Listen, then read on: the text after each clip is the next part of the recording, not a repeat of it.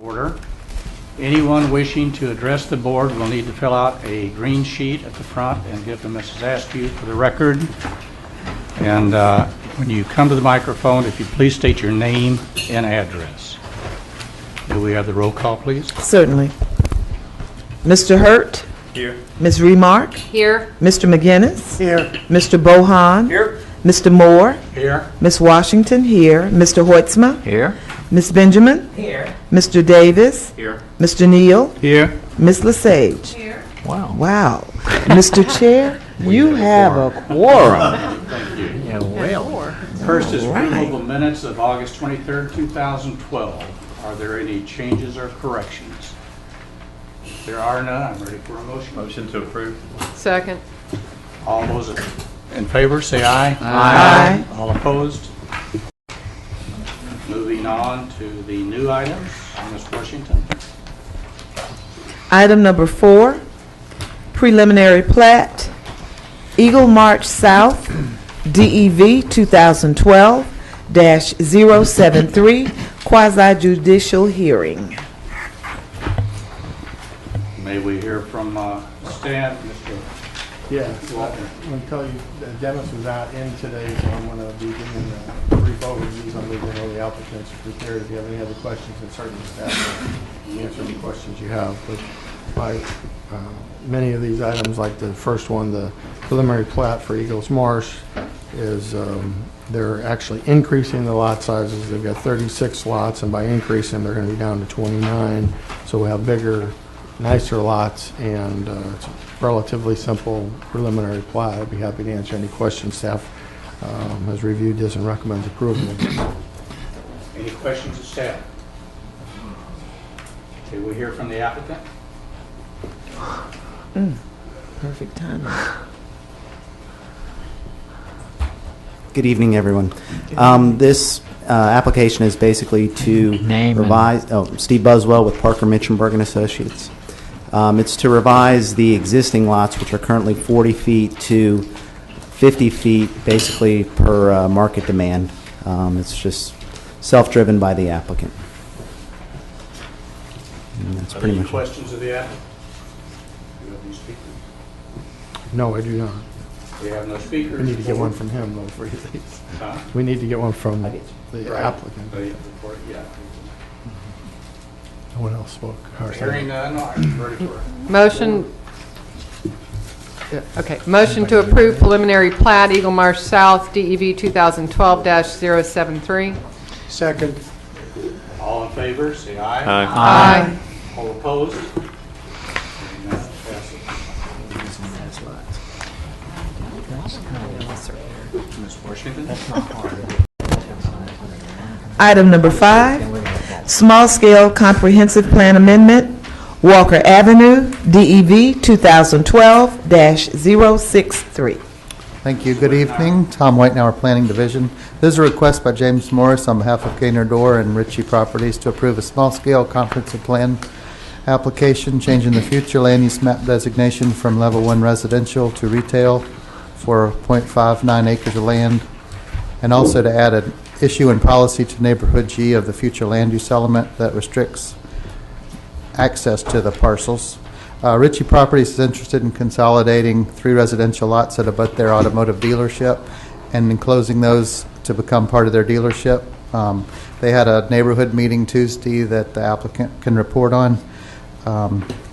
We ran through the impact analysis, and although it actually increases water, sewer, and traffic demands if you go from residential to retail, since they're restricting access from one of their policies, it doesn't have any effect. It actually reduces it from the 3 residential lots that are there now. The way we do these small-scale amendments is we try to describe the location specifically to address just that parcel, and then the policy that's in your report restricts the access to it. Staff recommends approval of the future land use amendment and approval on the proposed neighborhood G issue and policy. And I could answer questions, but you may want to hear from the applicant. Next. No questions. May we hear from the applicant? Chairman and Board, I'm Jim Morris. I'm here on behalf of the applicant. Good evening. As mentioned, we did have a neighborhood meeting on Tuesday. I'm going to say around 15 to 20 people attended.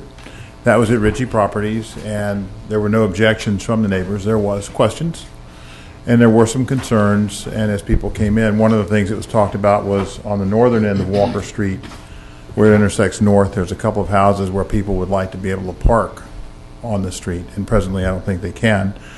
And while we don't have control over that, and neither do you, I did say to those neighbors that I'd write a letter to both the police chief and Public Works Traffic Operations as to lack of objection from Ritchie as to those people being able to do that. Later, another neighbor came in who lived further down the street. He's got a nice house. It's a light green color with some salmon finish. And he didn't have an objection to the rezoning or the screening wall, which will be masonry that goes there. But he did want to have plants there, and specifically mentioned viburnum, which is a plant that grows pretty tall and bushy and doesn't actually take a lot of maintenance. He has a lot of it in his yard. And I've talked with my client. He's happy to go ahead and going to landscape the entire wall that way, which is what the neighbors wanted, because when that neighbor said, well, this is what I want, and the other neighbor said, well, we want to be able to have signs, I said, y'all tell me what you want. And they all agreed that the viburnum was a good idea. If the parking issue could be worked out, that was really a police and public works question. But from a standpoint of the neighbors, there was not an objection to the rezoning or the placement of the wall. They simply would like to see the viburnum, and we're going to do that. It doesn't need to be included in your amendment, but I'll place it on the record that it will be done. I talked to the client about that. There's also questions asked about a couple of trees that are on the property, and if you don't mind, I'll wait till we get to the rezoning part, and I'll speak to that. But it was a good neighborhood meeting and lasted about 40 minutes, I guess, and that was it. Thank you. Any questions?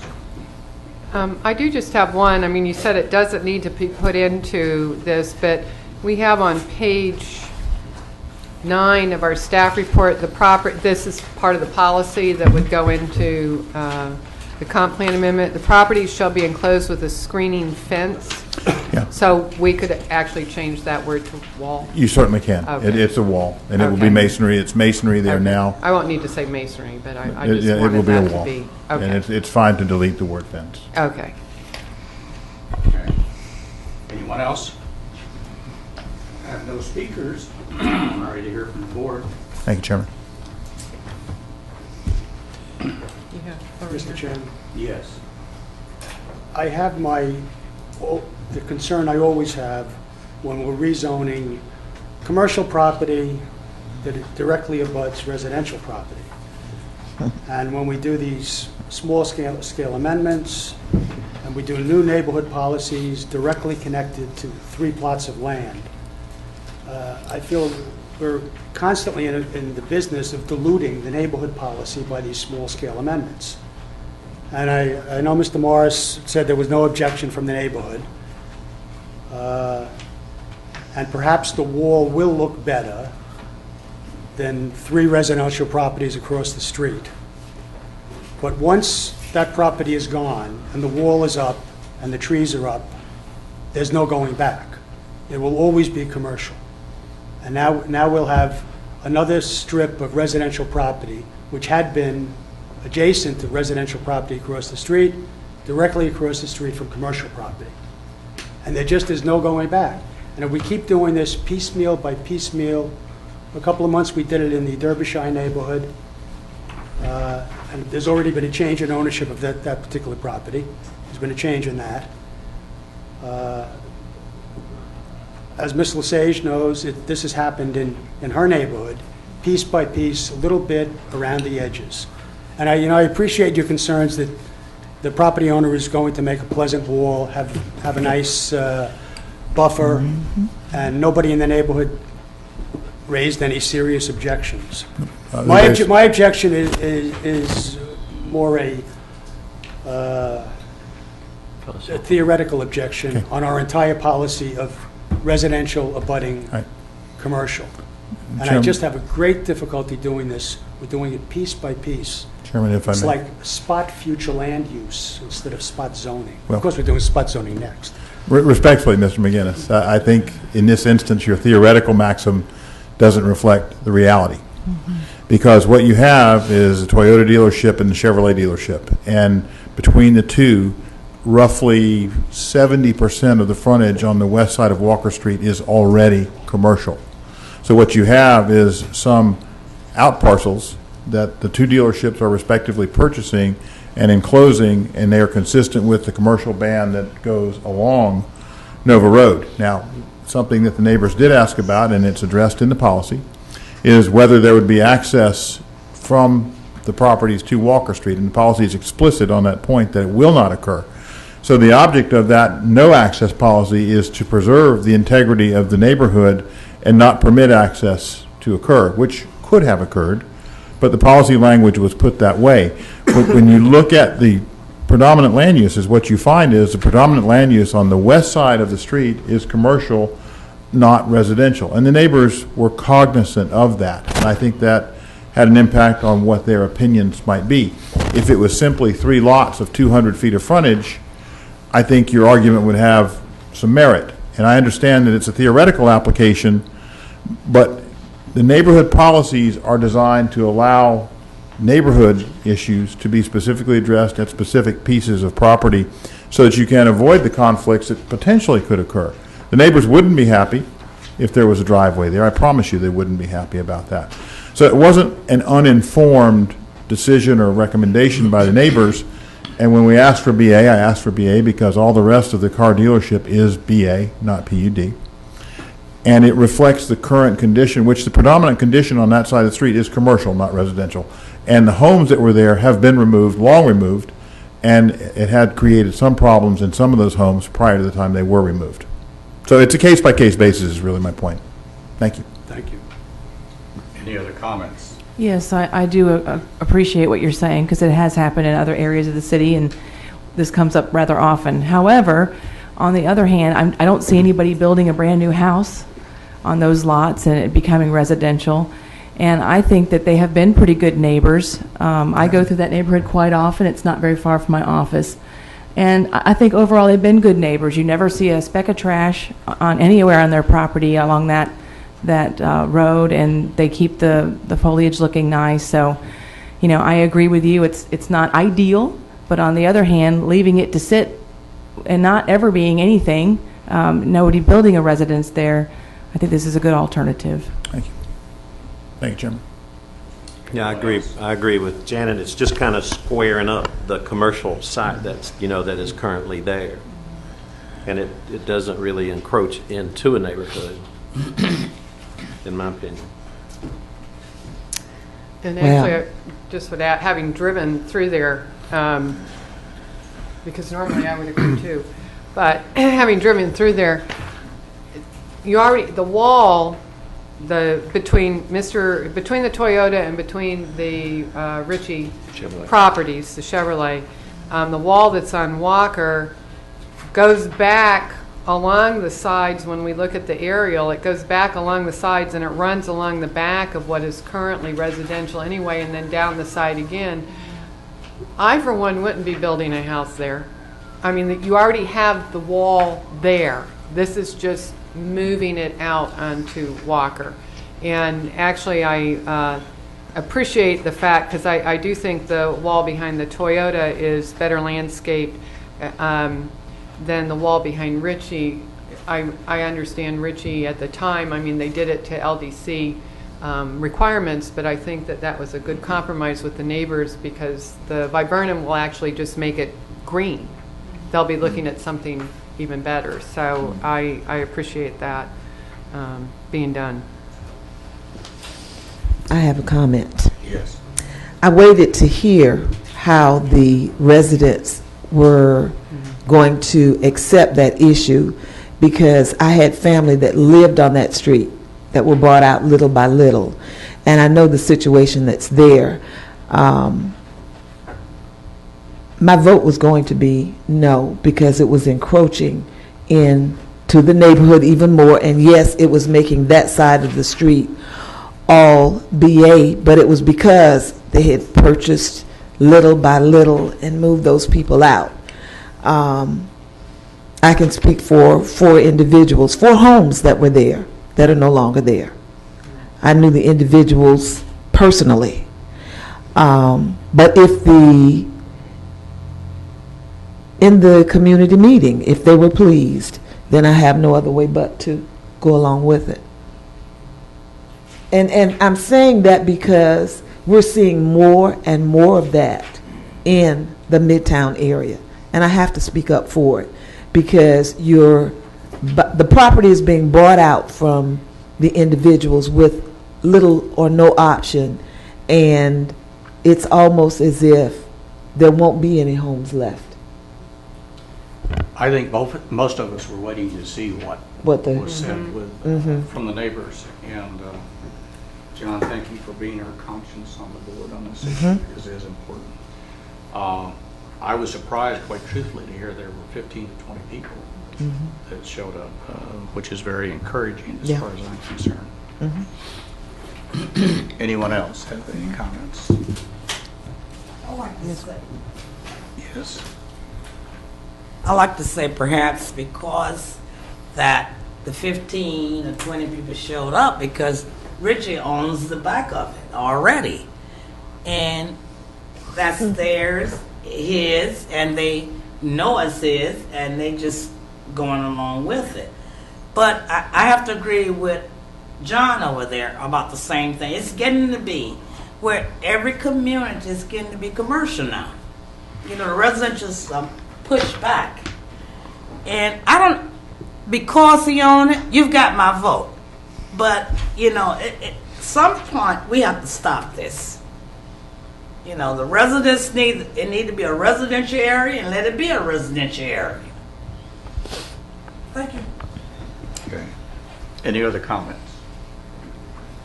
I'm ready for a motion. You ready? Make a motion to approve small-scale comprehensive plan amendment, Walker Avenue, DEV 2012-063. With the insertion of wall for fence Right. in item 3. With the insertion of the fence. Wall for fence. Second. All in favor, say aye. Aye. All opposed? Nay. Thank you.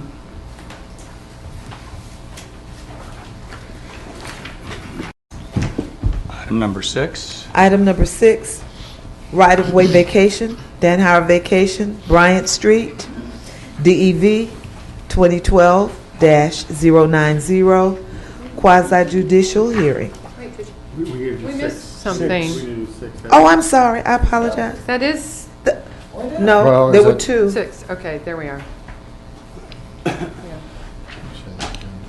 Rezoning. Walker number 2, Yes. Yep. rezoning.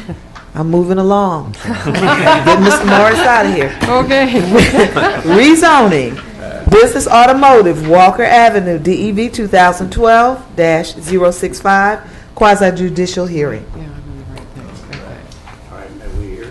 Yes, this is the exact same property we just discussed on the land use amendment, and it's bringing the zoning in compliance with the front part of the property, and the neighborhood policy restricts it to be accessing to the front and incorporated into the front property. So this is a logical extension of the comprehensive plan change you just voted on.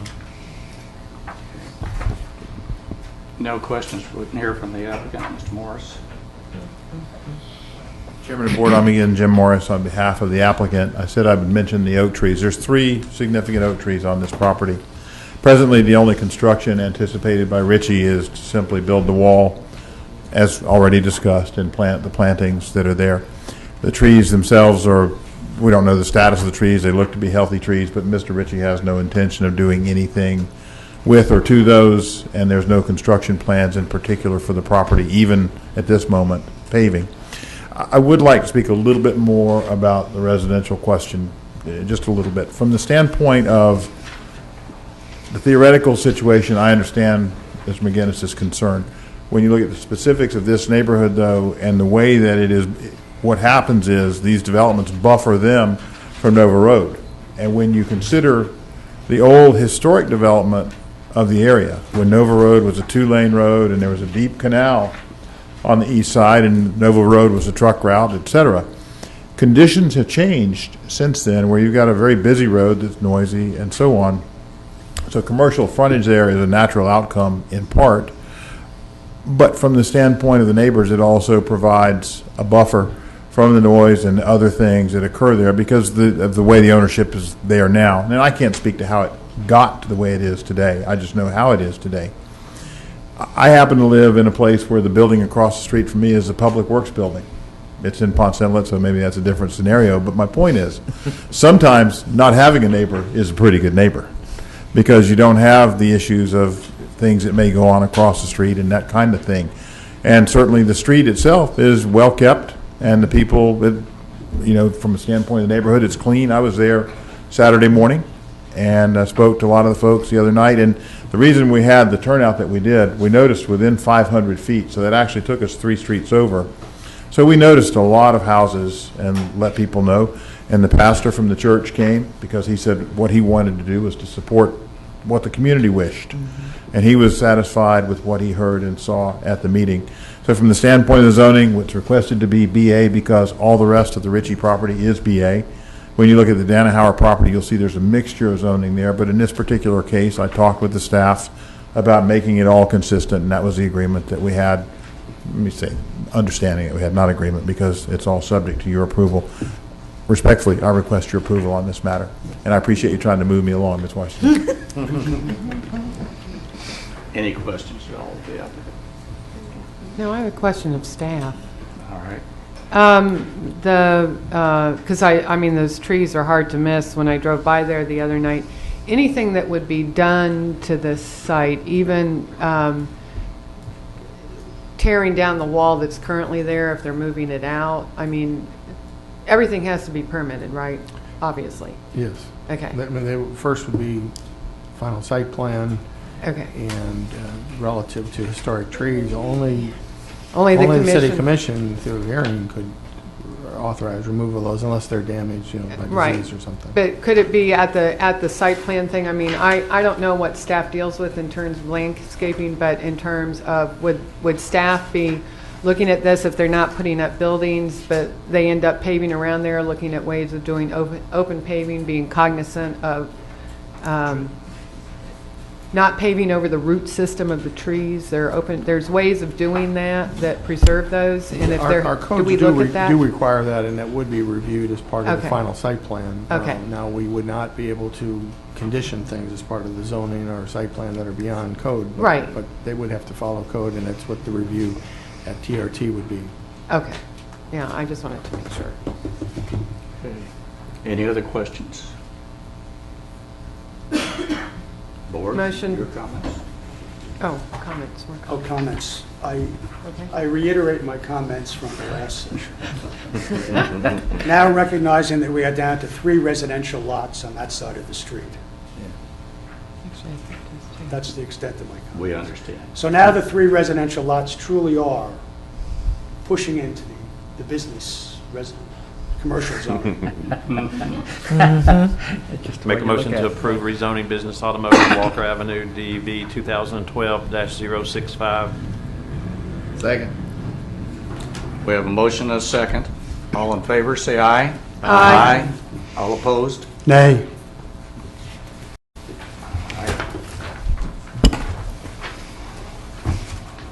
Now, Item number 8. no, Or item number 7. I'm sorry. Who's pushing? Is there a message here this evening? Well, Rob Merrill said. speak Item it up. number 7, right-of-way vacation, Danhauer Vacation, Bryant Street, DEV 2012-090, quasi-judicial hearing. Mr. Walt. Yes, this is a right-of-way vacation for a relatively small portion of Bryant Street. It's only 23.9 foot wide, and actually the owner on both sides is the same, and this was reviewed. You can see all the utilities and FP&L, TECO, Bright House, AT&T, and then all the staff. The staff actually has a property evaluation review team that also reviewed this, and I had no objections to this. Staff's recommending approval. Mr. Morris. Briefly, Chairman, I'm Jim Morris here on behalf of the applicant. We also discussed this at the neighborhood meeting. what I wanted to know from the neighbors first was whether this road ever connected to Nova when it was in its old form, and my understanding from the neighbors was that it never did.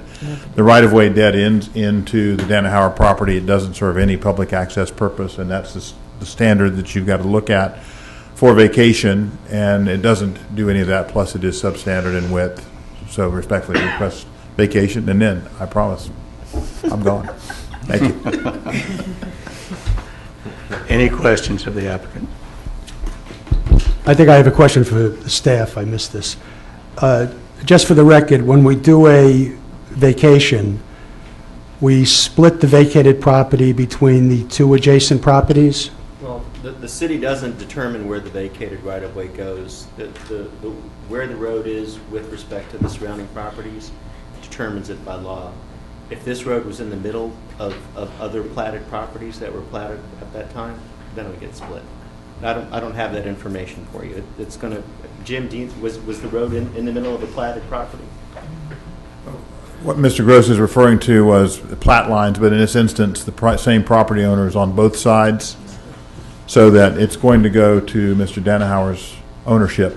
And I would say, too, that the inherent concept of vacation of rights-of-way and allowing the property owner to take control is that the property owner has the inherent right from the original subdivision. When the road was dedicated by the original property owner, it was given for a specific purpose, and if it's not used for that purpose, the theory is it should go to effectively the heirs of the person that subdivided, and the heirs in this case are the people that bought the property over time. It's not heirs in the traditional sense of a will, but just who owns in that chain of title, which is why it goes to adjacent property owners, and when they're all in the same plat, it's split in the middle.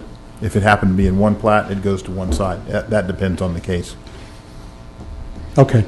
My only concern was if it does get split by the plat line, there's different zonings on each side of the property. Does the zoning go with the split?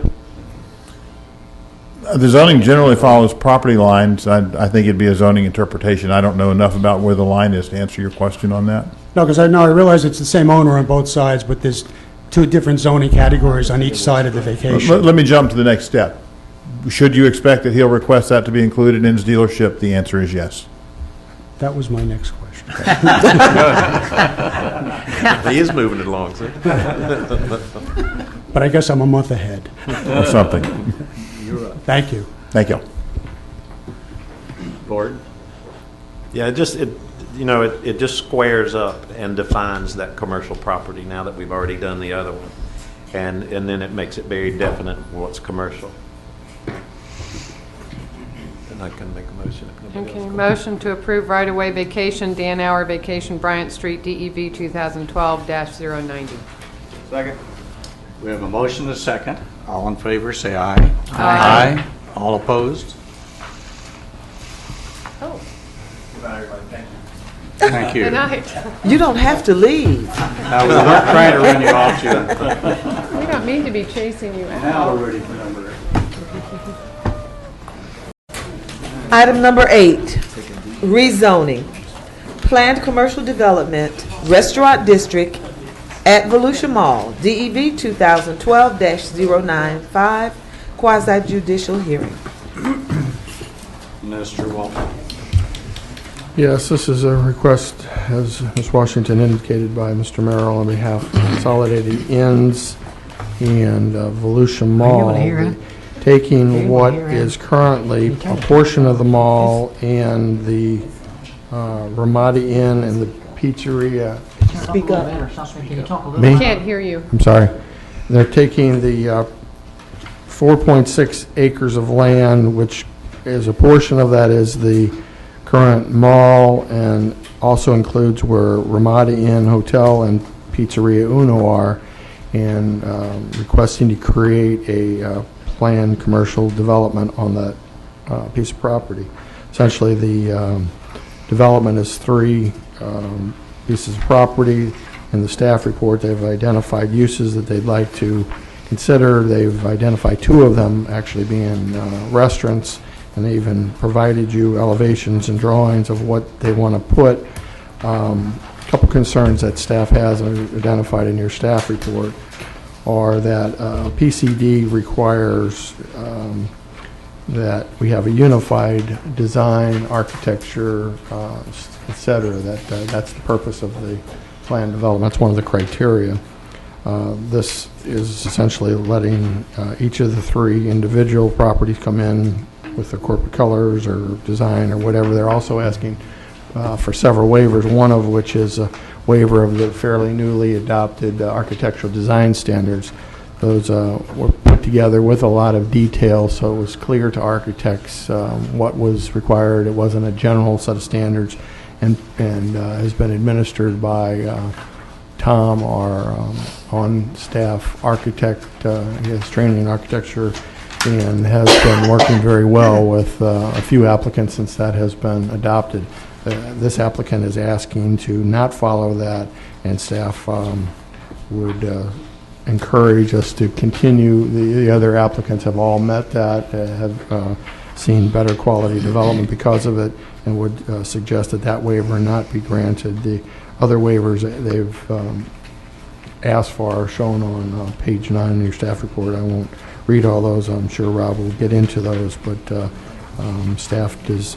I think it's interesting to note the very next item, if you look at the PCD that is being proposed there, one of the design standards is all of the architecture and materials, et cetera, will be uniform and be the same. That's what we've done in the past. That is not what they're proposing here. Essentially, they're proposing 3 different architecture, design, et cetera, with no real measurable standards. So staff would suggest approval of this with that waiver not being permitted. That can be handled through the technical review committee at final site plan. I'd be happy to answer any questions, but I'm sure the applicant wants to present. And I'm sorry, could you just repeat the last part? I didn't quite, what could be handled through? The review of the final site plan, the compliance with the appearance standards can be done as part of the final site plan. Well, was architecture between the 2, was that reviewed or not? The applicant is asking as part of the PCD that be a waiver to the request. That's the first waiver identified, Article 18.4.3, Architecture Design Standards, and they've written their own, none of which have to do with tying the colors, materials to the entire PCD to be uniform.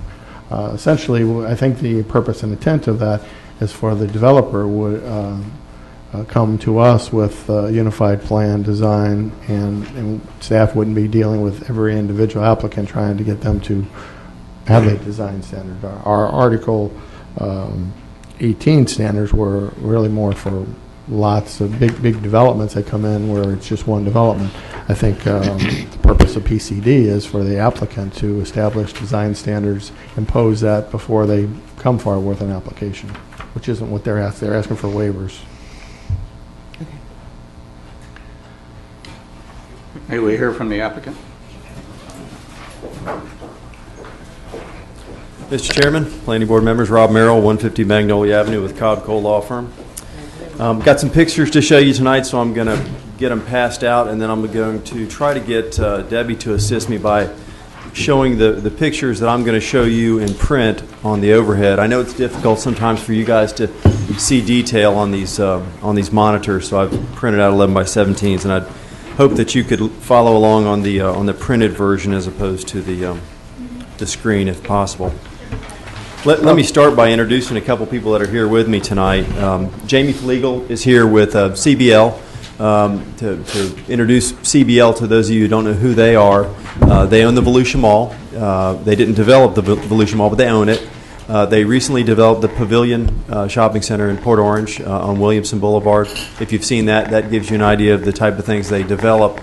Cobblestone Village is another project they did up at Palm Coast. You may have visited as well. Very nice, well-done commercial projects.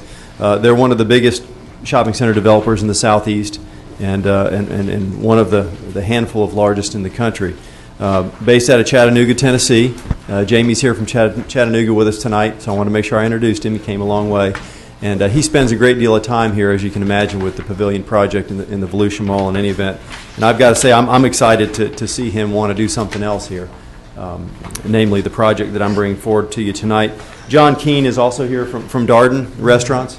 and I'm excited to have him here, excited to see a successful restaurant developer, owner, operator want to be in Daytona Beach on our important corridor, and I think they're bringing forward a project that I think you'll like a lot. Now, Rich raised a couple of issues that I'm going to address. I'm going to start with the punchline because I know you guys like it that way, and hopefully I won't take too long if I do it that way.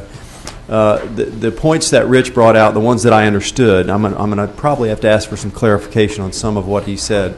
But the points that I understand from the staff report that I think he mentioned to you tonight, I believe we've addressed. And so I'm going to show you some in the packet that you have, ways that we intend to address those things, and hopefully to your satisfaction. So with that punchline, let me go ahead and get right to it. Starting with the beginning of the packet is just a cover that I'll go through quickly because essentially we repeat that first picture. But I do want to mention to you that to the extent that I'm showing you pictures, the differences are not huge, and I'm going to be able to quantify them for you pretty easily and readily, so it's not like we're putting a whole lot of new information. It's just a few different things. But these are bigger pictures. They're clearer pictures than what you get in your packet. And so most of what I'm bringing you is what you've already seen, but you just weren't able to see it because it was too small and it was copied 5 times. So these are going to be original. They're going to be a lot clearer. My intent is that what we look at tonight, to the extent we can agree on some of these couple revisions that we've made in light of the suggestions made by staff, that you make those part of the record tonight and that those become the actual exhibits to the PCD. Now, as Rich mentioned, we're going through a parallel site plan approval process where a lot of the details that you guys don't look at, the size of the sewer pipes and those sorts of things, are being worked out concurrently with this. And we have our engineer with us tonight. We can answer any engineering questions, and we have our landscape engineer can answer any landscape questions. But as I go through this packet, let me just start with the second page there, which is a view of the existing development on the site, a view from Bill France Boulevard. And essentially what you see there is to the left side of the picture is the Ramada Inn. That would be sort of to the north of the Ramada Inn, the northern part of it. And to the right there with the green awning is the previously Pizzeria Uno restaurant, which has since vacated that building. You'll also see, if you looked at the skyline there, there's a cell tower. That cell tower is actually out there at the southeasterly corner of the project, and it's going to be relocated out of the view of ISB. So that's one of the many things you'll see removed from this picture, including everything else, actually. So I guess as you look at this picture, the next one gives you a different shot of the existing development from ISB looking north.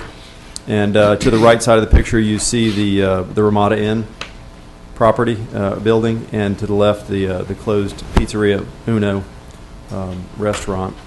And again, as you look at this, what you're seeing is I think, an example of redevelopment of a property that's become tired and old, and it's going to be replaced with a new project.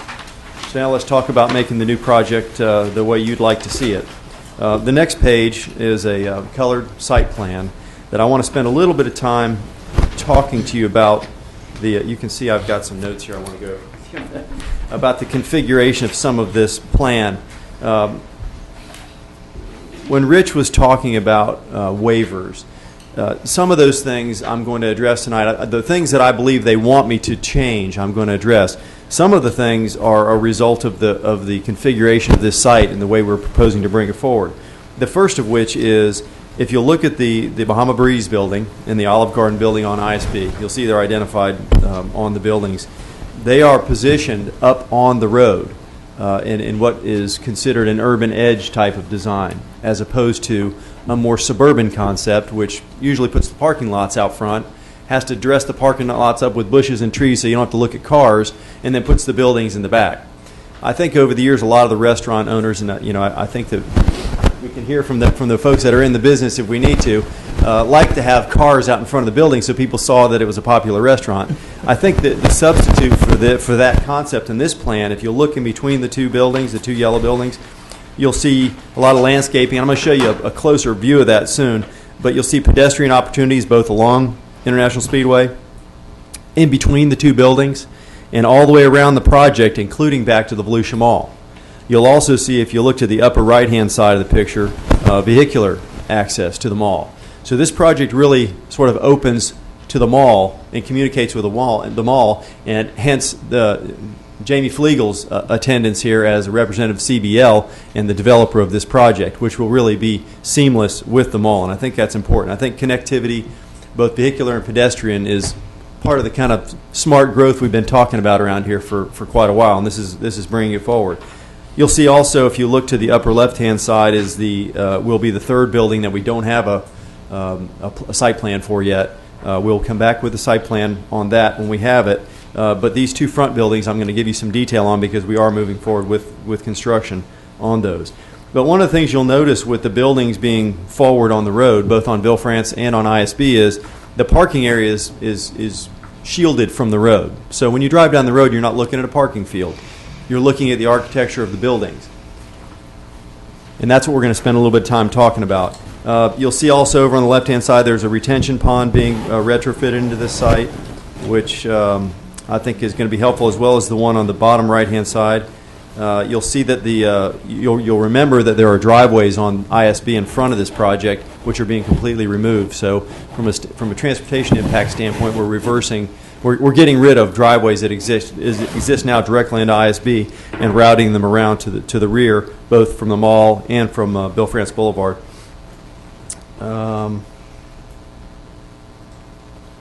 You'll notice on the corner there the out parcel at Ville-France and ISB, you might remember, is a Sunoco gas station, which is operational, and I actually represent them, and they're continuing to exist there, and so that's the part that you don't see represented here.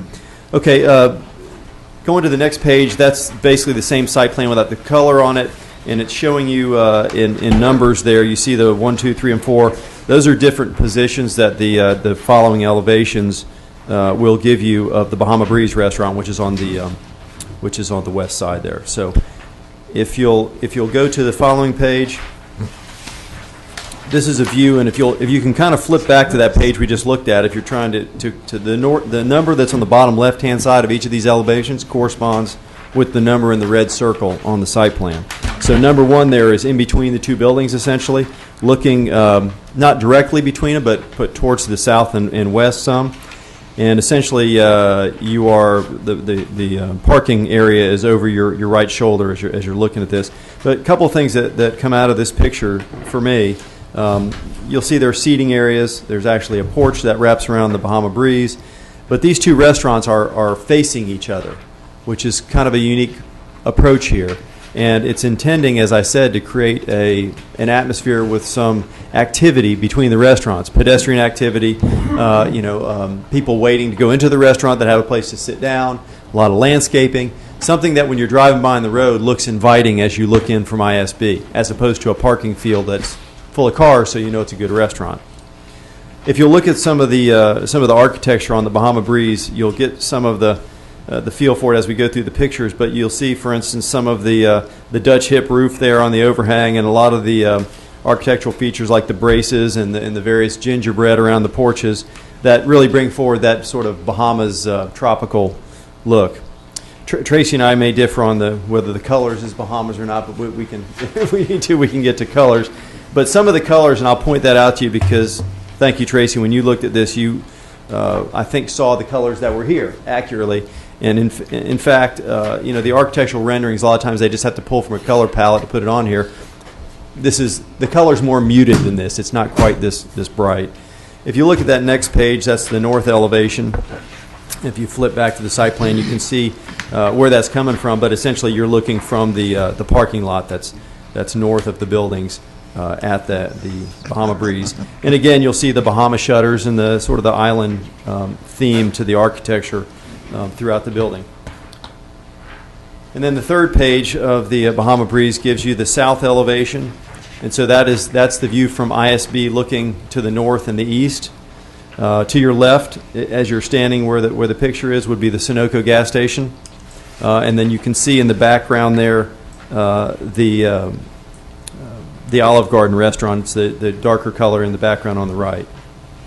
I'm going to come back to this picture. This is one of the two pictures. This one and the next one that we're going to be making some changes to as a result of the staff's input. So I'm going to go ahead and go through that and come back to it. Then the next one is the fourth elevation. And I think you're starting to get a theme here. I mean, these are four-sided architecturally designed buildings. There really is no complete back of house that has to be hidden from anybody. If there is a back of house on the Bahama Breeze building, this is it. This fourth picture, and what you see is the area along the bottom of the building is in fact a wall that is out away from the building. And there's about 30-something feet of landscape between the property boundary where the Sunoco is. We're standing now at the Sunoco building looking at the Bahama Breeze. So this is the view that you'd get to the extent you see under or above the Sunoco canopy. This is what you're going to see. It's done by the architect so that you can see the architecture. What it lacks is the landscape plan being implemented in here, which is one of the reasons why we got a comment from staff, and I'm going to come back and address in just a few minutes. So flipping to the next one, it's going to give you basically the same format as it relates to the Olive Garden. You see there's 1, 2, 3, 4 shots, and they're shown in red there. The first shot is the west elevation.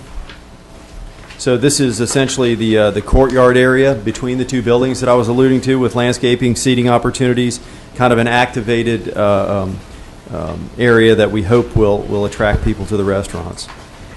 Again, this is a very nicely done architectural structure. You see a lot of articulation in the building. You see trellises and lots of different archways, and obviously a little more of a I think Tuscan would be the right. I'm going to let Tom be the architect.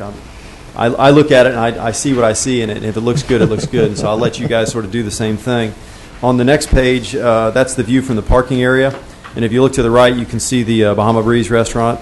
And that's sort of the area between that I was talking about, the courtyard, that you can sort of see the corner of there. The next one, the third one, is the east elevation. So that's looking at the building from the Volusia Mall. And again, you can see there's some trellis work, and there's a lot of different, these are stone buildings. So we're talking about relatively expensive construction in the $8 to $9 million range, I think. So it's a significant investment that Darden will be making in the construction of these two buildings.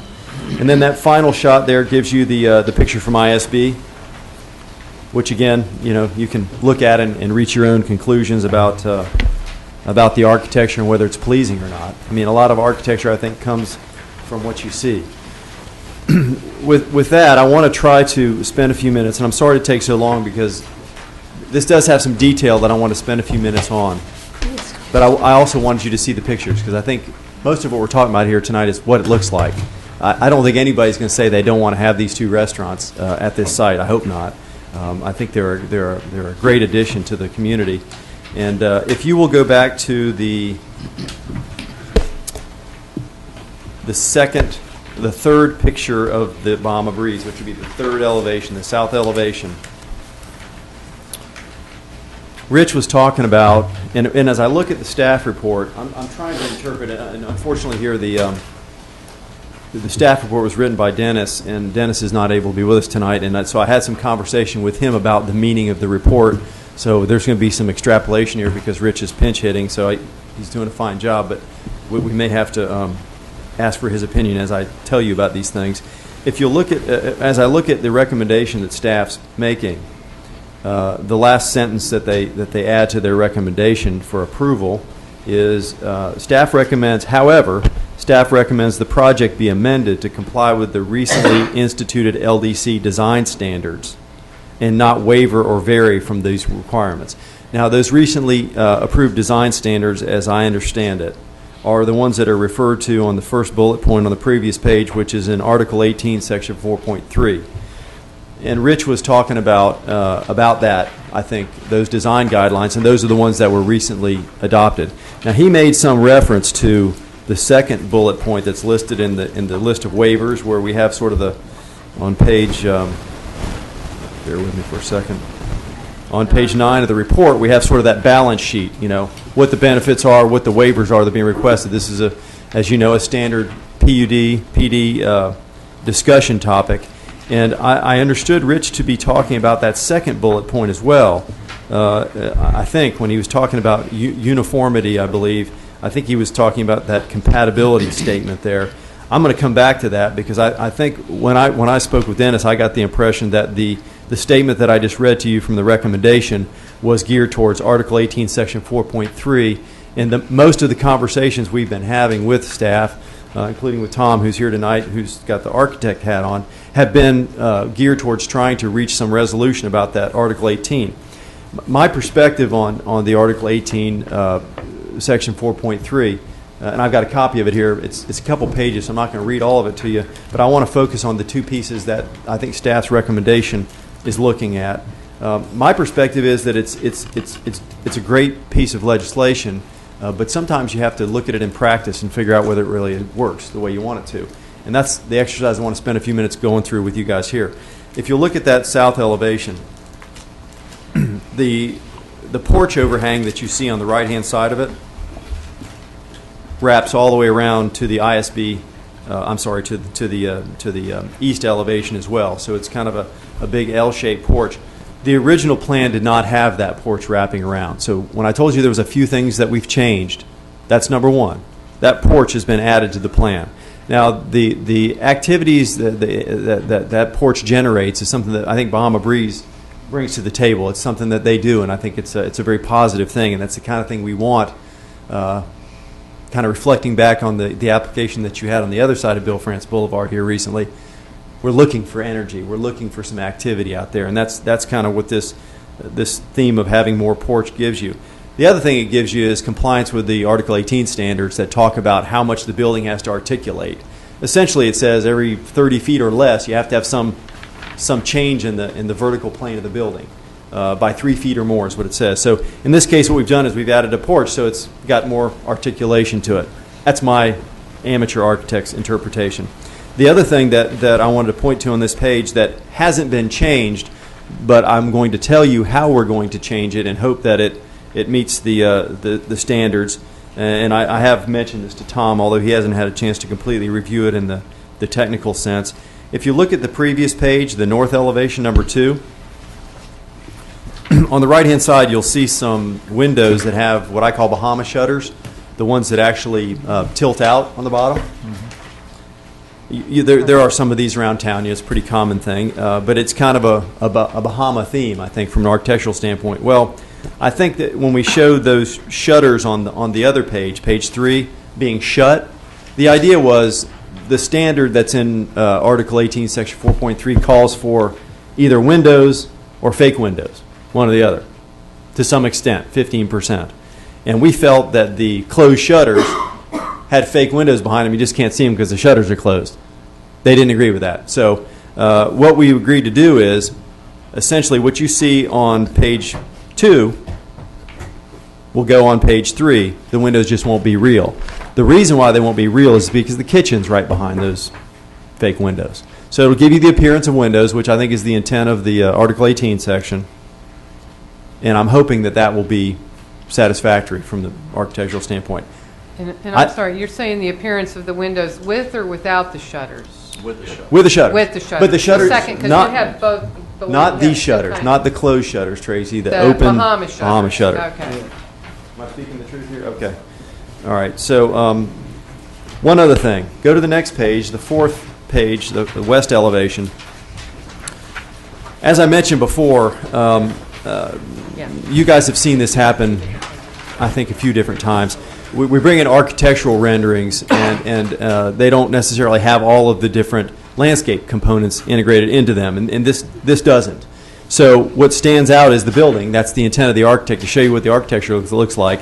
And if you look above that wall, I mean, it's a nice building. You got a nice Dutch hip roof with a lot of gingerbread and venting, and it's a nice looking building with a standing seam metal roof. I think it's horizontal siding that gives you a lot of architectural effect. But when you get to the wall, it's pretty bland. Well, it's intended to be bland. It's essentially a wall that has to be there, and the reason for that is when the buildings were positioned so that they face each other and create that courtyard effect in the middle of them, this became the back of house, as I mentioned before. So what's behind that wall is the kitchen where the dumpster, the food comes out and has to go into the dumpster, and the things that you don't want people to see are happening. So the wall was a necessity because of that. But when the staff looked at it from the standpoint of the Article 18 compliance, they said it doesn't really have all the stuff a building's supposed to have, so I think you need to hide it. So the easy answer, as you might imagine, is landscaping, and that's what Debbie just passed out to you, is the way we're going to landscape in front of the wall. In fact, my hope is that, and I hate to bring you something that's in that form, but that's where we are at this point. My hope is that you can see your way to approving the request based on us bringing a satisfactory landscape plan back to the staff at the TRT and reaching a resolution about the appearance of this wall on that basis. And those are the three things that we intend to change. Rich mentioned the business of the consistency or compatibility, or I'm not sure the wording you use, Rich. Compatibility. It's real clear. It's totally spelled out in the next staff report.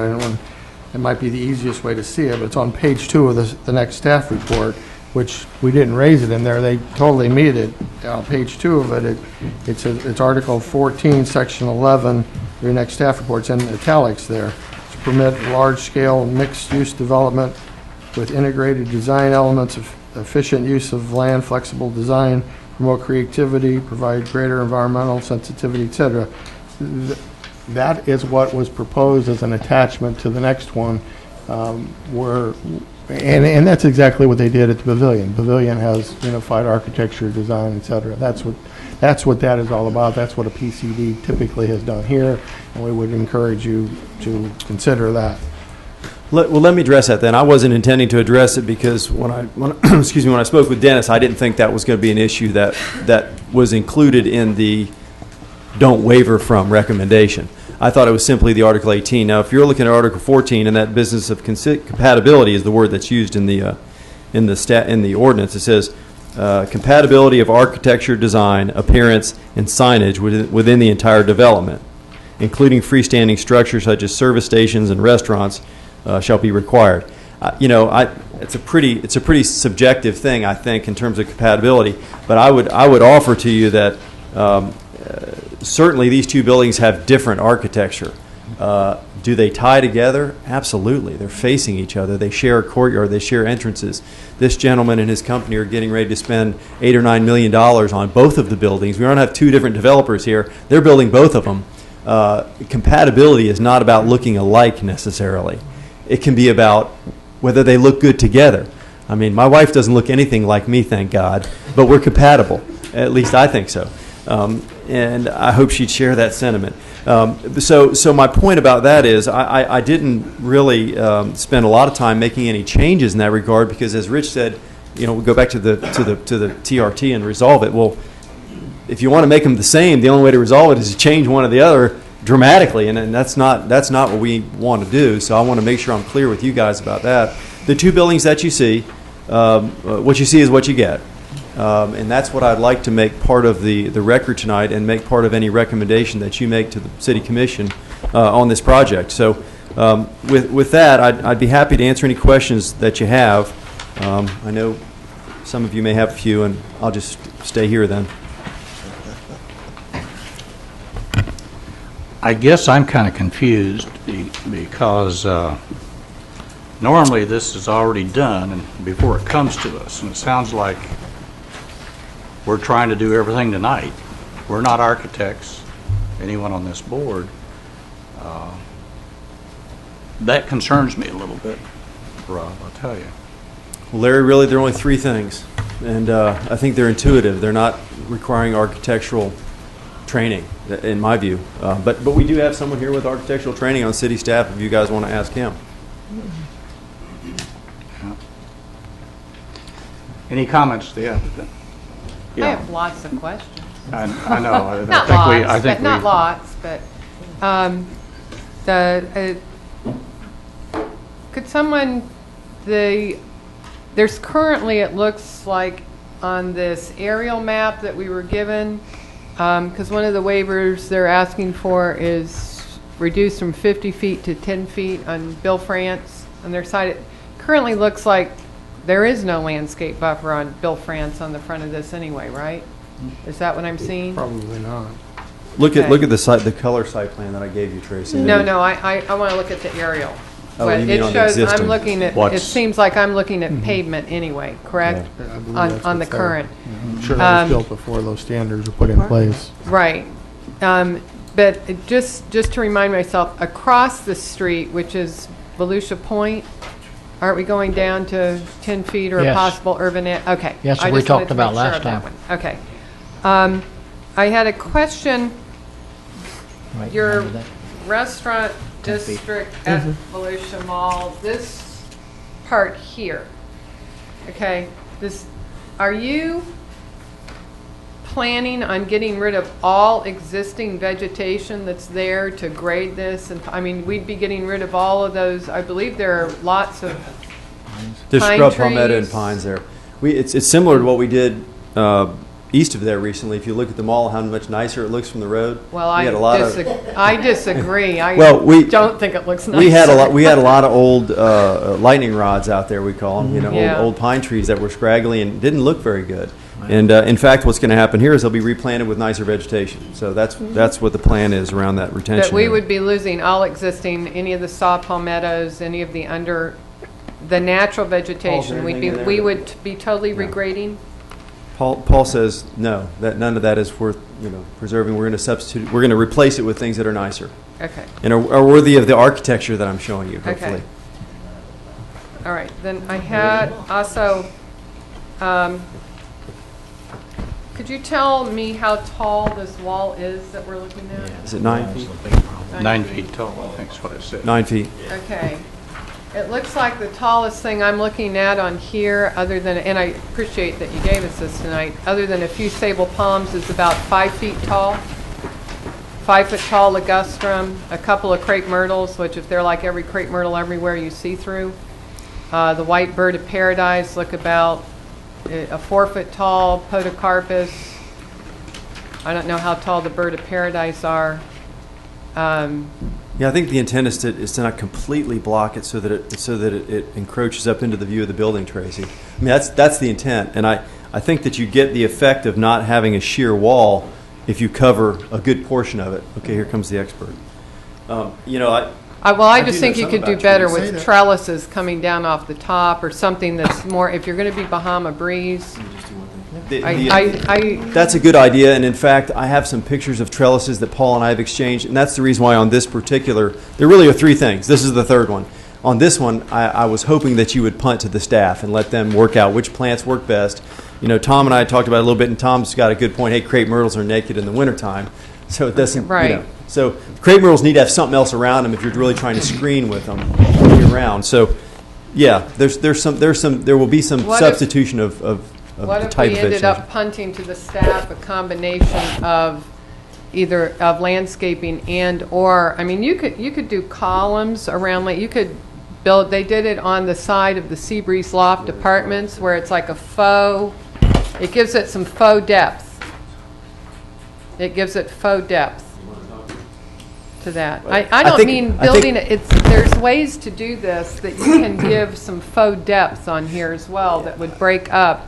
I hear what you're I saying. don't mean bringing it out. And there are ways that we could completely screen it with vegetation so you couldn't see it at all. So something between those is where we were hoping to end up. And again, to Larry's point, Larry's making a good point. To the extent that 11 of you and me and these guys want to negotiate each and every type of this plant, is we're going to why- run into trouble. But this is the only one thing that I'm asking you for some leniency to defer to the staff on. And we think we can go back to the TRT, bring them something that's completely worked out in terms of the type of plants, so they live year-round to the extent we want to block the view of the wall. Well, I et cetera. think this is why Mr. Moore was pointing out, this is a difficult place to do this because. But there's only one thing I'm asking you. I mean, Right. Why not Jim take it Morris back? asked you to talk about a few things But too. I So. think we have to think about a safety issue too. On the back of the building, you have it completely screened. That's just a hideout for Well, that's why I'm anybody. saying there are ways to do it But- that you could break it up some. Because that side of the building, you're going to see when you were on ISB and Bill France. That's what you're looking at. So it definitely can't just be. It sounds like to me this ought to go back be delayed for a month and then come back to us and have this worked out. I don't, when things come up to us, these things are normally already decided. Or not, And right or, now, or, the, we're trying or to like the decide- next agenda item, Larry, is, doesn't even have any of these issues addressed, doesn't even bring them up. So Well, I had it's one not last- always true. I mean, I had one last thing. I just had a comment, and I hadn't noticed, thank you for a bigger thing, because I actually really hadn't noticed that until looking at this right now. what page are you looking at, Tracy? The east elevation of the Olive Garden, the one that you see from the mall.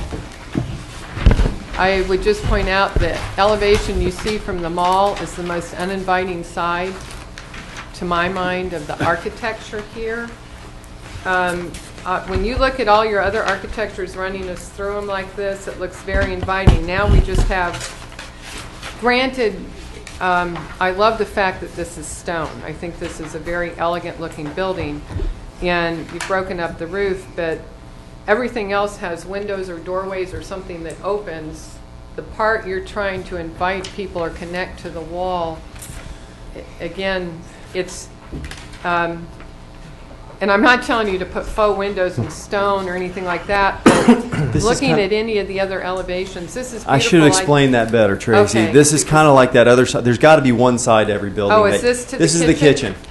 And in Oh. fact, you do see a lot of articulation in this building, and you can see Right, the trellis that's what I work. was saying. They've gone to great lengths to make it look Okay, nice. this is Whether the it's kitchen. attractive for people to walk towards it, I Okay. think they probably walk to the other side where they're supposed to go, where you see the people walking there, because you don't Okay. want them. There's no place to get in the building here. There never will be.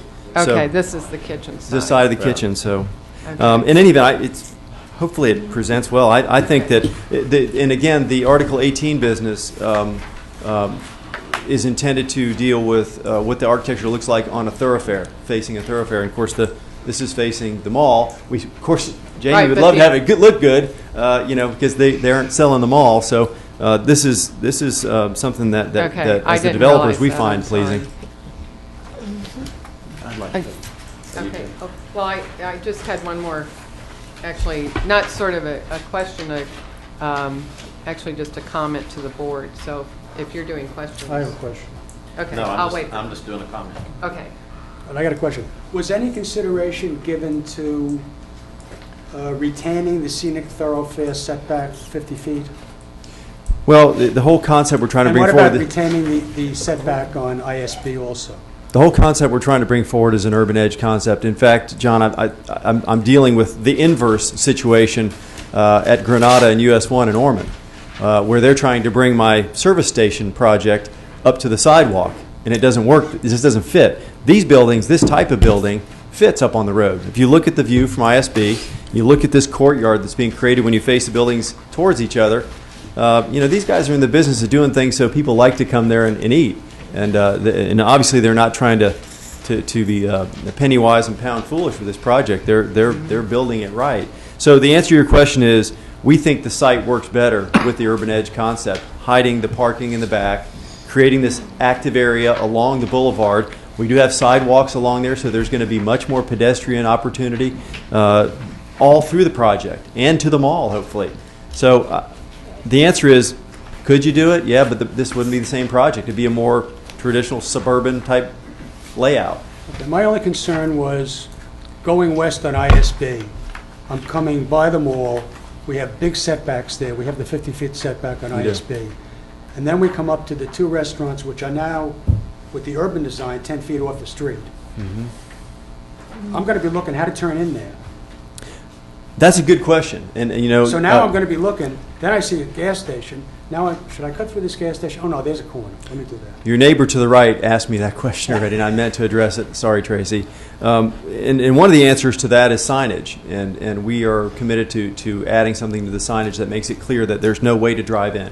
I mean, I think it's from a transport. A lot of times these things conflict with each other, John. So the transportation impact is we've eliminated a huge curb cut on ISB, very positive. But we may have created some confusion. We're going to try to correct that through signage, entrance and rear. That sort of thing. But I can tell you, and I'll refresh your memory from a couple of months ago, I was here with a project, a very big project, right across Bill France Boulevard. We borrowed the urban edge concept from that project. So it's already happening in this neighborhood in a big way. So I think it's going to be a good thing. I hope it's something that you all embrace, and we see more of it. Except at US 1 in Granada. Of course. That's out of our jurisdiction. But it just occurred to me, since we have a blank slate here, everything's coming down, Right.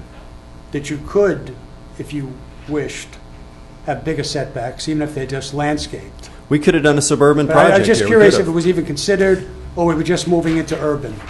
If you guys want to address the business side of it, Jamie's company owns a huge piece of property that you're just talking about, and they're embracing this because they think it helps their property's value. So when you got the neighbor next door saying this is a good idea, and then you got the neighbor on the other side saying we want to do the same thing, It's just another seems like a good idea. conceptual thing for me. No, I think they worked through a lot of different designs, and this is the one that I think is going to make the most business sense, and I think it's going to look the best. It's totally consistent with what you just approved for the Speedway as well. Exactly. Well, that's what I said. When I say across, I didn't use any names, but across the street, I mean, it's really verbatim. The language that we brought forward to our agreement is what was used there. I happen to have written both of them with Paul's help. I guess, Rob, for the simplicity of the three items that you kind of outlined, we'll probably address those independently, maybe on a question basis, to kind of clear up a little confusion that anybody might have. We seem to be kind of intermixing a lot of issues here at once. The landscape plan, I think our city staff is more than capable of figuring that out on their own, not here. As you suggested with Paul, trying to decide on exactly which trees we need in height, width, and as Tracy suggested, maybe some more, articulation in that wall, et cetera, et cetera. So, for me, I'd like to put that back to staff. I don't want to talk about this next month, the landscaping portion anyways. So that's my comment on that one portion. Your other two questions, does anyone want to address those more directly?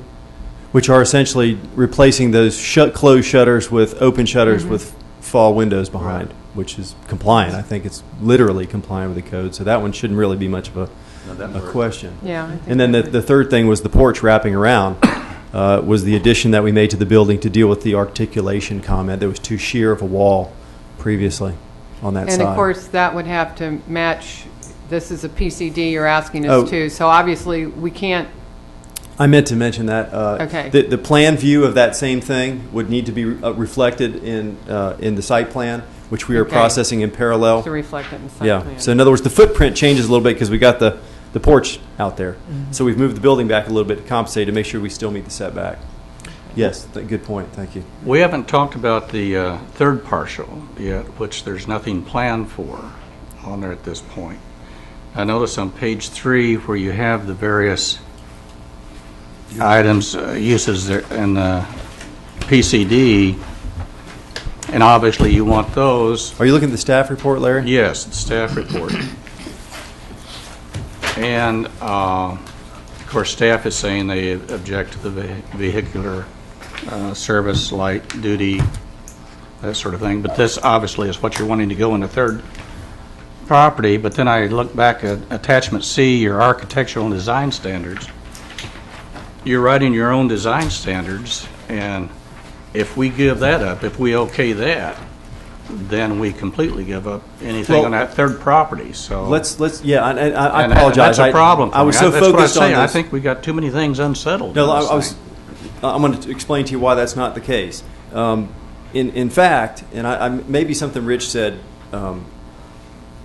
was along those lines, but in fact, we, with respect to that parcel, we are requiring complete compliance with Article 18, Section 4.3. There was some question about that at one point, and we said, no, we'll just go with the straight code the way it is. We're going to do whatever the articulations required, whatever the windows are required, all that stuff will be taken care of. And we'll come back with a site plan that shows you that. And that's not stated in here because Well, you've got your own. Yeah, you've got your own- unfortunately, you guys don't get the PCD agreements. It says it in the agreement. Okay. I can, if you want me to find that for you, I can. I think a condition when we finalize the PCD agreement going to the city commission, we'll make sure it's in there. Well, I mean, if I can, actually, you can read that attachment C, Yeah. paragraph B.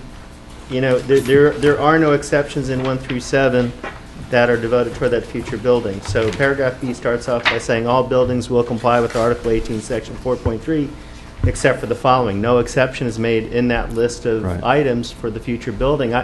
If this were in place right now and staff were coming to me and asking me, does the future building have to comply with Article 18, Section 4.3, I'd say Yes, if that's the exhibit of the PCD. So. Correct. All right, well, that answers. Though that actually did bring up one last thing. Oh, were you still commenting? I'm sorry. I never did get to. Okay. Oh, I'm sorry. I'm sorry, I've Jeff. had my hand up for 45 minutes. It's getting tired. It's not. You're gonna have to jump Probably in there. no more. It's numb. Go ahead. No, we've got a unique situation here. It's a unique piece of property. The marriage of two restaurants that we've got the land development code. The land development code isn't a one thing fits all. That's why we have the process over here for the code waivers, and that they can come to get the code waivers when they prove that they're needed. Now, it's not a thing to me. You know, these people have built thousands of restaurants, and they have the most highly recognized architects, you know, design people, landscape people. They're not going to put anything that, you know, that is not going to be compatible with the community. This gives us an opportunity to get two new restaurants with a courtyard area pulled up to the front, which I love, with the parking in the back, the gorgeous buildings, I think, and we get the opportunity to tear down an eyesore that is there and replace it with two refreshing brand new things. And another element of this that we're not even considering, but will be another plus for us when Olive Garden moves over, that'll be another restaurant that'll open at that other Olive Garden place. So we're going to have 3 restaurants. I'm fine with, you know, with putting the fake windows. They didn't do the shutters, they're doing the fake windows. Those are fine. I think the porch does the separation of what they wanted done. And I'm fine with all of it, and I'm very pleased to see them want to bring it forward to our community. I guess I'm not disagreeing with that at all. It's the fact that it's trying to be changed here tonight rather than being satisfied before it comes to us, and that's what disturbs me. Well, but I think that why it's come before us in this form, and I could be wrong, is that the city staff is interpreting the land development code to the letter. And the people that have the project before us say that it can't really go to the letter with the land development code. You know, the land development code usually, it's so easy because we're working with one building. We see one building and we focus on one building. We've got the marriage of 2 buildings here with a complete different concept of the walk around patio between them, the wraparound porch. So I think that's why it came before us, and I could be wrong, is because staff wouldn't, you know, they were interpreting exactly what their job is to what the code says. And then this side says, we understand your code and we're not trying to really do anything different, but this has to work for our concept. And I'm perfectly comfortable with letting them decide what works for their thing, knowing that a Bahama Breeze and a Red Lobster, or not Red Olive Garden. Careful there. Careful. We already have one of those right down the street. Careful, careful. Well, we've already got Same Olive Garden. conglomerate. But Parking all I'm comfortable with them doing what works for the city and what works for the area, and I can see it only as a big, big improvement. And I'm comfortable with the variance that they want to do, and this is the process of how they do it. And Larry, let me just add, Jeff's correct. The good news is originally I think we were thinking we'd come through and talk through. So this is the place to come talk about this stuff if staff and we don't agree about the interpretation. Originally we were going to come to talk about that, but instead we came to say, we're just going to do these things. We think comply, and we'll make sure you guys agree with us here at the meeting, and that's what we've done. So I'm sorry to take so much of your time. I think this is a really important project. No, that's what we're here for. Yeah, it's important that we do. Work it out. Now, the only thing I wanted to add, and actually I agree with a lot of what Jeff said. Don't look so surprised. This is kind of creepy. Creepy. I'll have a drink on that. Write that one down. Because normally, the way I look at, I would look at compatibility within a PCD. The reason I think of this as out parcels. I don't, you know, it's 2 different styles, it's 2 different types of restaurants, it's 2 different kinds of markets. I don't know how you get compatibility between Tuscany and the Bahamas. I'm not really sure how you do that, except for good food in both. I definitely agree. If this is passed, it has to reflect the porch footprint in the site plan as part of the PCD, reflect the window change, reflect the referral back to staff for the west wall elevation, the articulation and landscaping, that be worked out. I agree with all of that. The one thing that I just can't agree with in this is for that parcel 3, I don't care if it matches or not, that's great. You know, you could deal with it if you get to the point where you think that there's that kind of difference with Article 18. With what we are doing across the street, and Mr. Davis brought this out, I also agree with the urban edge. I think these are too small of parcels to try and take 50 feet away, you know, and do that. And especially with the possibility and the probability of an urban edge right across the street, I think it will marry it very nicely. I do not think what will ever marry it is that third parcel being anything to do with vehicular service light and heavy. I totally agree with the staff objection on page 3 that one use should come out. Give me a minute, Tracy. Okay.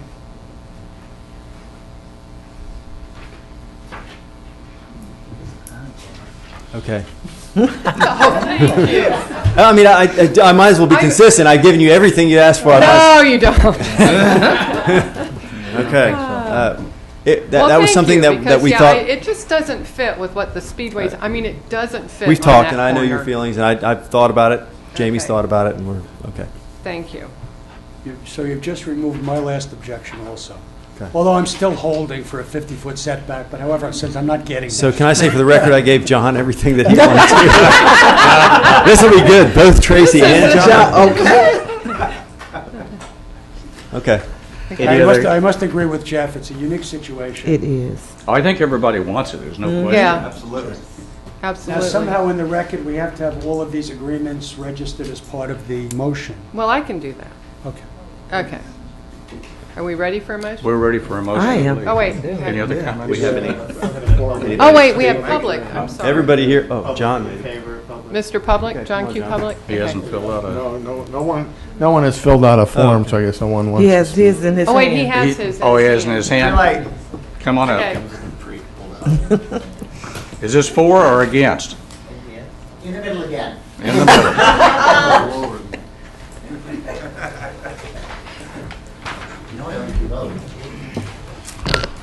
John Nicholson, 413 North Granview Avenue. I want to thank Darden for this project. If there's nothing else, restaurants attract a lot of people. I did have a concern with the garish color on Bahama Breeze, but if you go to the Bahamas, that's what they have. That's what And they that's have. part of it. Yes. So we had a problem with that with the Ocean Walk. It's kind of melded in, and everybody's happy with the Ocean Walk and its colors. Secondly, I did have a problem with the wall, but it sits next to Sunoco, so I'm fine with that 9-foot wall. There's no problem with that. Third, I go to Miami often, and this is what they're doing. Their restaurants are literally coming to the street, and people are parking in the center, all right? So there's nothing, to me, negative about this. I'm very happy that they're here, and I wish you all will vote 11-0. Thank you. Thank you. Actually, I was to say, Mr. Nicholson, they brought a color palette, and you can see that the color palette is quite different from what the computer generated. It's not garish at all. It's much more muted. You mean it doesn't glow in the dark? No, it doesn't glow in the dark. I was looking at that. It's much more muted. And the Clarion, just to point out, the Clarion code actually makes flexibility to bring things closer to the street. So you're not, one of the things that was pointed out, you don't want to look at a wall of cars, a sea of cars. It's much more inviting to see that. No, that's true. I think we're ready for a motion. Okay, motion to approve rezoning Planned Commercial Development Restaurant District at Volusia Mall, DEV 2012-095, with the following additions. The attachment A site plan will reflect the porch footprint in the site plan with the PCD. The Bahama Breeze will reflect the window change on the south elevation for the faux windows with Bahama shutters. The west elevation of the Bahama Breeze will be returned. It has to meet the staff okay for the articulation and landscaping, however they do that with the wall. And the vehicular service light and heavy use will be removed from the proposed uses for the site. Second. We have a motion and a second. All in favor, say aye. Aye. All opposed? Hearing none, it Look forward to passes. eating there, guys. Very much. We look forward to delivering. Whoops, that was... You know, I was just thinking what they Thanks could for put on there. bringing this to our If city. they came Yeah, along thank you this very wall much. and put on it, they put really attractive lights along that wall. You take away Designed by that committee. straightness of that wall. And of course, I guess this is a gyro in here. Is that Ready right? for item number 9? I'm assuming it is. Item number 9, rezoning, planned master development, Halifax Hospital Medical Center, DEV 2012-031, quasi judicial hearing. Mr. Walton. Yes, if you'll recall, recently we amended our comprehensive plan on this piece of property to allow for mixed use. In fact, all the uses that they've identified were spelled out as part of that comprehensive plan amendment. So they're merely putting together a plan development that incorporates those percentages and allowance for uses that we did recently with the comprehensive plan amendment. Note they have a design standard proposal attachment that meets, identified on page 3, the one of the criteria for approval of a plan development of the unified design, et cetera. And if you'll also notice in that, which it's the last page of this, item number 3 on there speaks exactly to the point Rob was talking about corporate prototype. Corporate prototypes and design materials may be permitted provided they comply with provisions of the section. So that the developer will establish the architectural design and standards, et cetera, similar to what you see down at the pavilions or any other shopping center, and that will be done before it is ever submitted. So corporate thing is not prohibited in the design standards that they've proposed. But staff recommends approval of this. This, we believe, meets our criteria that are identified in the staff report. I could elaborate on those if anyone has questions. Are there any questions of staff? May we hear from the applicant? Rob. Mr. Merrill, sir. Thank you again, Mr. Chairman. Rob Merrill, 150 Magnolia Avenue with Cobb Cole. Here for Halifax Health on this one. I think this is pretty straightforward. This is one of those cases you've seen where we're bringing the zoning into compliance with the comprehensive plan. In this case, there was a little bit of a delay in between as we developed the plan for this property, but as I see it, this is one of the big pieces on the chessboard of Daytona Beach that's in play, and some of the others you've seen, I and others have brought to you recently, and then some you haven't seen yet that I think are real exciting. This is one of them that has a lot of potential to be developed in a way that could be very beneficial to not just the ISB corridor, but to the city. And so with that, I'll say the report pretty much tells the story. The matrix that Rich referred to is somewhat complicated. I'm happy to explain it if you like, but it's basically the same structure that accompanied the comp plan amendment. It has a series of different types of uses, and they all correspond in terms of their ceilings for development, if you will, with their impacts, their external impacts, be they utility or transportation impacts, which is somewhat of a DRI type structure. If you guys have ever seen a DRI come through, I think you have. In either event, I think it has the potential to be a great project. It's at the planning stage at this point, and hopefully I'll be bringing you some site plans in the coming months on this project. Any questions of the applicant? Yeah, I think the only, I'm sorry, can I? Yes. I just want to ask about those signs off Off-site premises, sign? off-site. Good question. Bob, let me try to get you to take you to the third page after the staff report, the typed report. It's got an aerial photograph that has a red boundary around the property. What are you talking about? I'm holding it up so you can see what I'm talking about here. Okay, let me get it. Most of us are probably very familiar with this site, but not the the middle of it because it's not something you see much. We travel this area frequently, so I'm going to try to get you oriented. You got it, Bob? Yep. Okay. If you look at the two the intersecting roads to the north of on the upper side of the view there, the one running east-west, left-right is Dunn Avenue, and the one running north-south is Clyde Morris. And so at that intersection, you might recall there's a little office building there. And as you go to the left there's another series of office buildings that are a condominium ownership. I know because I understand the background on it. Yep. Both of which have ownership by Halifax. As you drop down to the property just below that big hospital that's there, you may know is currently being in the process of or is going to soon be demolished by Halifax, who owns that property as well. So the bigger piece there is going to be ultimately annexed into this project. We got a long way down the road of getting the project going before they decided to do that, so I'm going to have to come back and do that as an amendment. But that's going to end up being part of it. But if you see that little road that runs from the red boundary up to what is Dunn Avenue, the yellow stripe there, that's an access easement that goes across property they don't currently own, which is the green area running west or left of the condominium office development that I was just talking about along Dunn, which is owned by somebody else. But they have easement rights there for the hospital's benefit. And in order for us to bring forward any type of signage on Dunn, our hope is that it would be at that point, once we worked out something with the property owners, either acquisition or easement or license rights or something else that would satisfy the city attorney's office, that we had the ability to do so.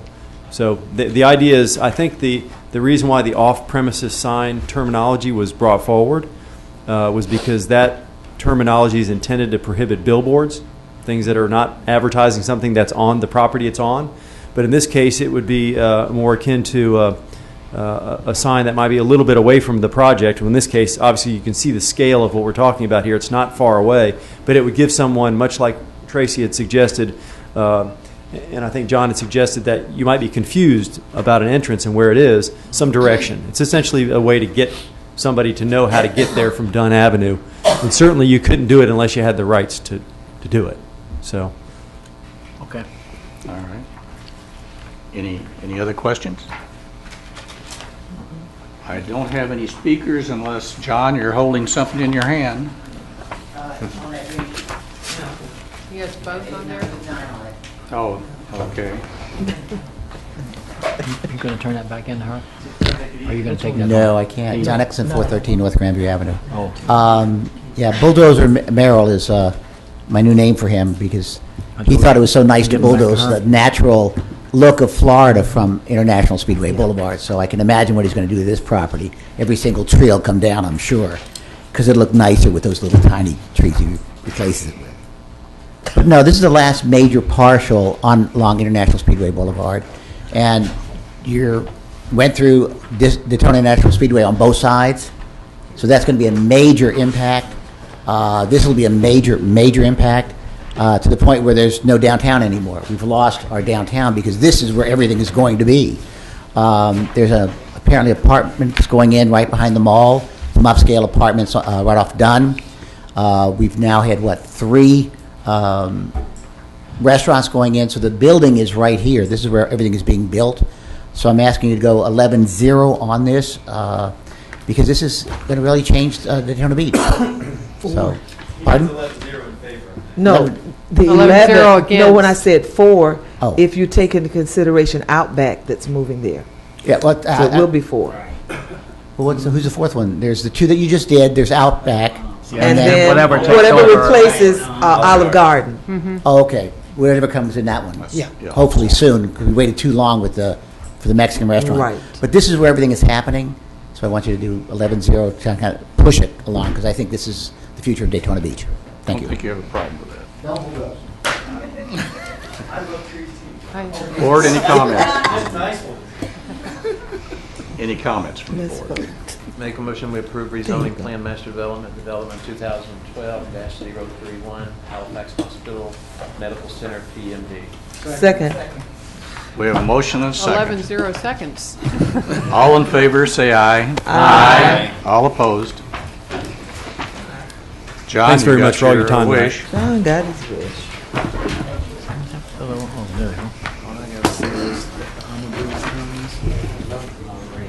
I do too. Wow, it's 7. Look at the time.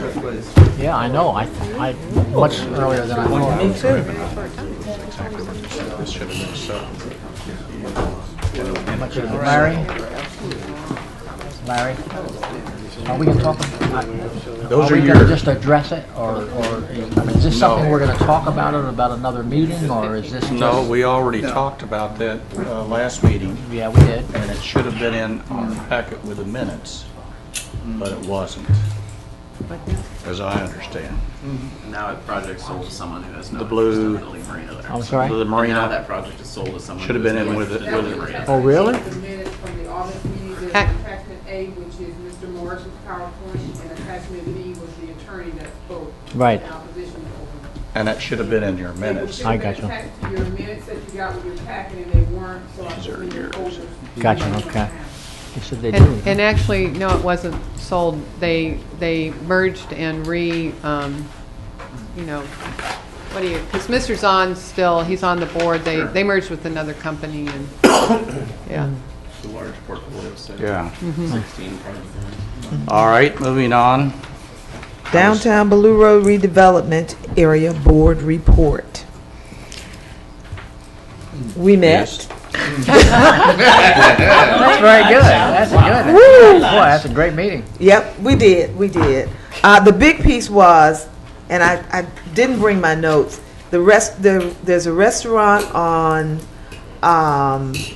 Bay Street that's moving to Magnolia.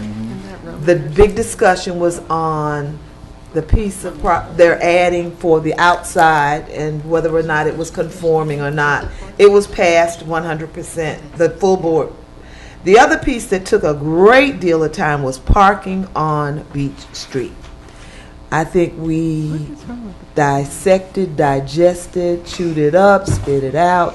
It was the biggest problem they have on Beach Street is, as far as parking is concerned, is that a large number of the businesses, the employees park in the parking, so that there's no parking for the customers.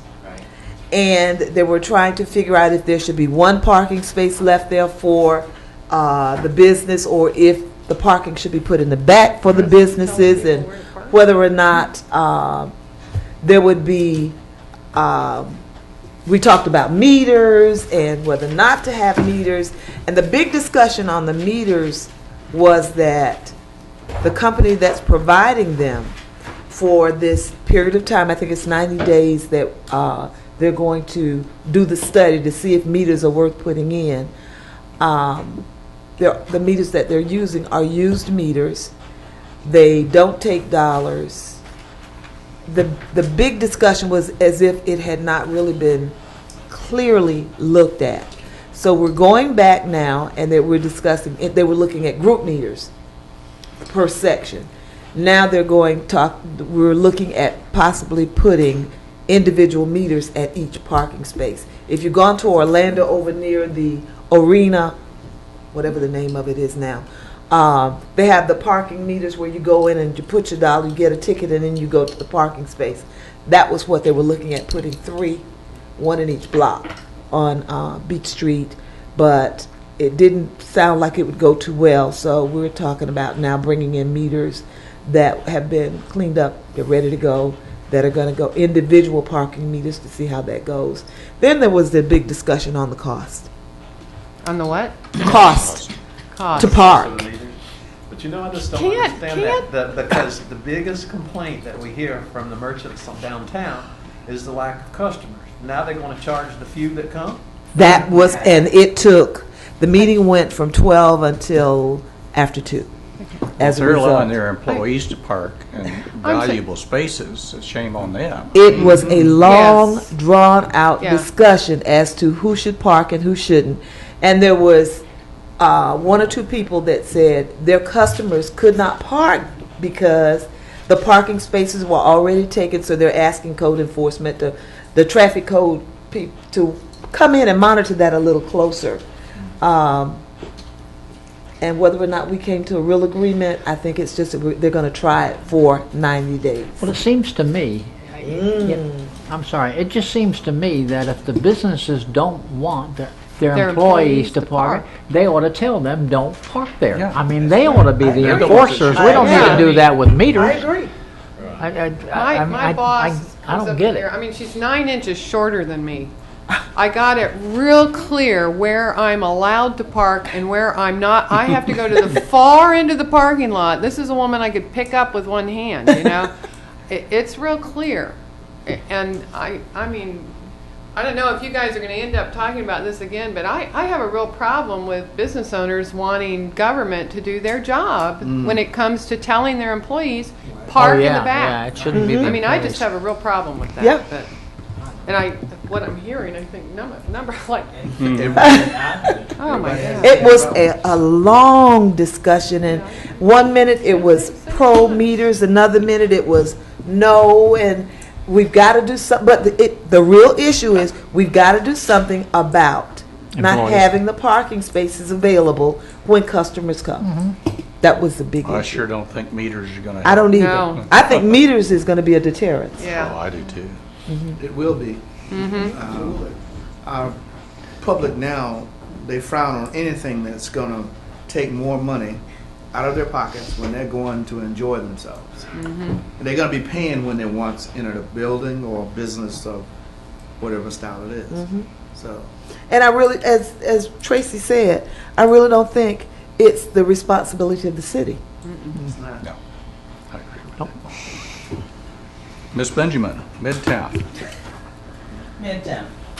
Midtown had held a meeting at 9/11 at 6 p.m. City Hall Commission, City Hall Commission Chambers. Staff gave a report from code enforcement, and all of the complaints that they had reported was complied with. That was the owners of the buildings. They painted, they did other stuff to make in compliance. And next month, I think it's next month, code enforcement, they have called for code enforcement to come and speak there. Okay, and on the DEV 2012-041, BCU Larry R. Hanfield, Athletic Center Training Practice Field. It was there for discussion, and they didn't have a quorum, so I don't understand what it was voting on myself. But anyway, I think, what's his name, Kathy? I think it was name. Parker. Parker Mitchenberg. He wanted to get a feel of the board. And of course, everybody there, including Shirley Benjamin, we all voted for it. But it wasn't a real vote because they did not have an architect was not there. Yeah. Everybody was there except the architect. He was sick. He was sick. So it wasn't a real vote. So they come back in October for that. And they talked about town and ground, and they talked about the magnolia trees that was put up on Magnolia Avenue that nobody's seeing about. And I agree with them. Nobody's seeing about them. It's terrible. They wasted money. And they talked about Christmas lighting up Midtown and having a parade December 8th, and basically that was it. But the big thing was Bethune-Cookman. Okay. All right. Ms. Remark, you have 2 reports to give now, don't you? No, I'm not. Last month is over and done with. All right. Okay. Okay. Actually, we had a parking discussion as well. It's been actually an ongoing parking discussion, and it seems to be getting resolved. It has taken working with the county to open up the Ocean Center parking lots, so you have more public parking in that area. It's not opening them up free, but it has been finding a cost-effective way of people paying for those spaces and actually probably doing it, what's the word I want, credit card wise, because it seems people less and less and less are carrying cash, Right. change, anything. So that and Dan Webster has been working very diligently with the county council and the city on seeing that happen. It seems to be closer to fruition, which of course is needed, especially long-term E-zone stuff. And also relooking at some of the on-site parking requirements for Main Street based on what happens with this. We had discussion of we got the E-zone draft, the actual guide. We had a fair amount of discussion on that for the changes to the land development code. A number of sticking points, but we actually shelved the discussion until next month when we can see some modeling of what these new guidelines would actually do. So we thought that that would help better. There was a concept site plan that was presented for Daytona Beach Resort, hotel and condos at the Oak Ridge ramp. It's on both sides. The north, which is not redevelopment, and the south side, which is redevelopment. And the board gave comments back on the site plans, but that's a long way. That's just the very beginning process of what has to happen with that now. And I think that was about it. Yes. All right. We have any public comments? John? John. All right, we've got them. Staff comments. I have been attending the International Speedway Boulevard Planning Committee that has been working on alternatives and options to move people up and down ISB and kind of long-term thinking. They're going to be coming forward with a survey here in the next couple weeks, hopefully, and they're looking for people to fill that out, provide input on your thoughts and comments relative to using mass transit, using alternative means of getting back and forth, and that'll probably come as a link to the survey. And so as soon as I get that, I will get that to everyone. And if you want to participate and don't have a way to go online, and you want to get me comments, I could get you a draft of it. You could get it to us, and we could insert it, make sure that your comments are passed on. But they're trying to get people that would be using any of the businesses up and down ISB or have an interest at moving back and forth. And the ISB corridor goes all the way from the river to at least the interstate. So, you know, the colleges, the hospitals, the mall, Speedway, all of that, they're going to target all the businesses up and down there, but they're looking for anybody that would be interested in using that. Obviously, that's a long-term thing for whatever happened, but they're gathering input now, and I will get that survey to everyone. Okay. Board member comments. I have one. All right. I want to let you know that I will turn in my resignation in November. In November? Yes. We hate to lose it. Yes. The only thing I said was. What anything he said, was it? No, it wasn't what you said, Jeff. It was what somebody else said. And actually, I have a comment. I am going to need to resign as the planning board liaison to the Main Street South A1A redevelopment board as of January. I am taking on another board duty for a Christian retreat organization that I volunteer with. It will be a 3-year duty, and it's another night, and it's a lot of work. So obviously anyone on the planning board that has an interest at some point, you know, you'll either need to volunteer. I mean, I'll do it October, November, December, but my next board, my new board meeting starts in January of next year. So anyone that has an interest. All right. You all are aware. Yes, Jeff. Yeah, just kind of getting excited about this new stuff, that we haven't had any new stuff for a long time. Yes. You got that right. And we've When got, it hits us. like the hotel that's, that's in the pipeline that's going to come that we haven't built one, I think, in about 10 or 12 years. Whatever we left at the Hilton expansion. It's been a long time. When was that? And then plus the new restaurants and just the new things, and I think they're very positive. Oh, it's And, encouraging. I'm excited about it. Very, very encouraged too. We do have a lot starting to happen right now, that's for sure. And I would like to welcome back our city attorney that we haven't seen for a while. Yes. And, I thank you for the promotion, but I'm still just one of the assistant city attorneys. It's good feedback, though. I keep trying to promote you, see? Are you going to be the board attorney? No, I'm just getting prepared tonight. It's nice to see everybody. One thing, Mr. Moore, Rose wanted to make sure that the record was clear that we approved the amended agenda that was in your package because Oh, yes. the amended date was changed, and so the record just needs to be clear that, I guess, approve the amended agenda. Right, if you noticed in your packets, it was amended in red to the August 23rd. Yes. Do we need a motion on that, or just, Make a motion to approve the amended agenda. Second. have a motion, second, and all in favor say aye. Aye. All opposed? Meeting adjourned.